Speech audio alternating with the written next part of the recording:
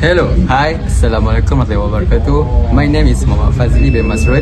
My number metric is S72994. So, I want to introduce my topic, which is a smart ticket and queue management machine with keypad authentication.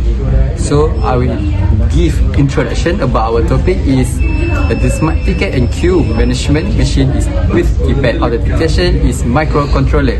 Customer queues efficiently while ensuring control access using user authentication.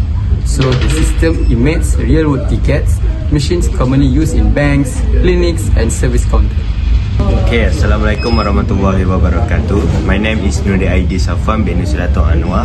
My number metric is S73004. So today I want to show you our component that we use in this mini project.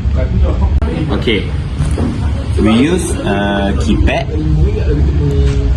LCD, 7 segment LED display, push button, buzzer, DC motor and LED. Okay, the keypad acts as the main input device, allowing user to enter a PIN or select a service type. This keypad authentication ensures that only authorized users, such as staff or registered customer, can access certain system functions, such as resetting the queue or prioritize service. A push button may also be used as an additional input to confirm selection or request a ticket. Okay, then the output device include an LCD display which show instruction, authentication status, queue numbers and current service number. Then a thermal printer or simulated LED indicator is used to imitate tickets and shown by displaying or printing queue number.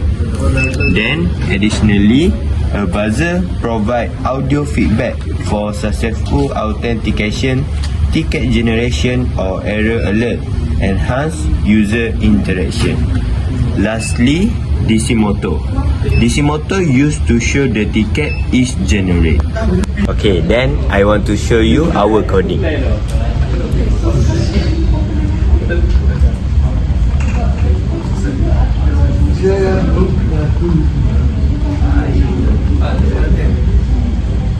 Hi, Assalamualaikum. My name is Raja Aizat Hazim bin Raja Khairul Azli.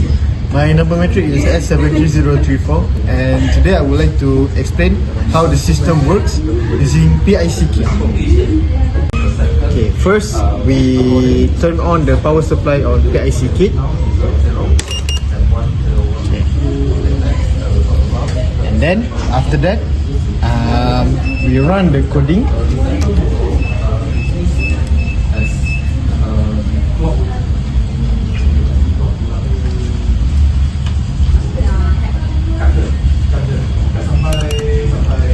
The coding was successfully run and PIC kit was successfully run.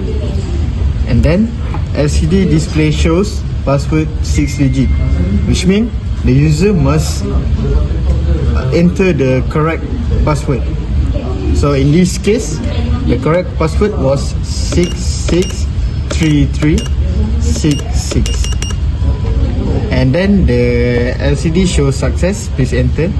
And also LCD display choose whether we want to press SW1 for ticket or SW2 for reset.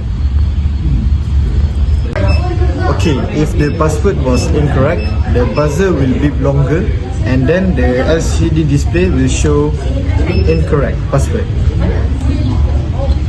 So we try first using incorrect password.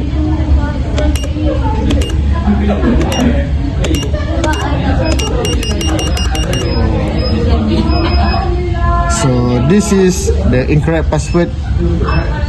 Okay, we continue our process for our system. So then, if we enter the correct password,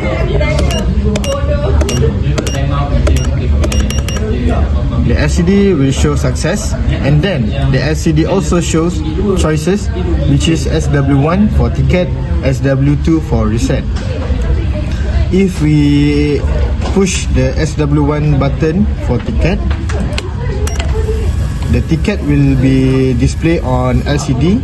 The 7 segment will display or will also display on LCD 7 segment, and DC motor will be spin as indicator that the ticket is being generated.